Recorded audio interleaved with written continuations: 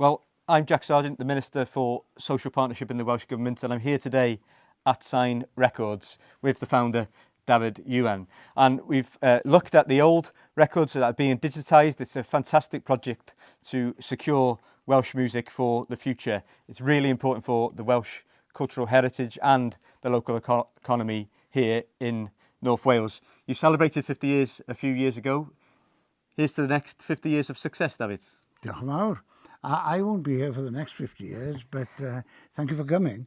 And we're quite excited about the future in a new musical context and a new technological context. But we are looking forward to developing this as a hub for the creative industries in the future.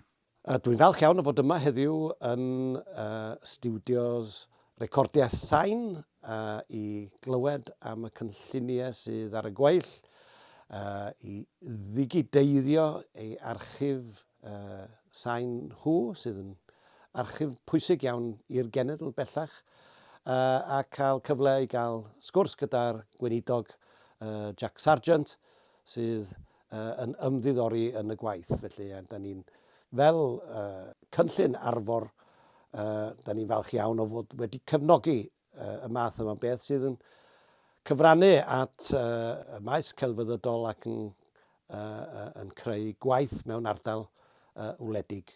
Just to say, I think the creative industries here in Cymru has a really exciting future ahead of it, and we look forward to supporting that as much as we can. Diolch.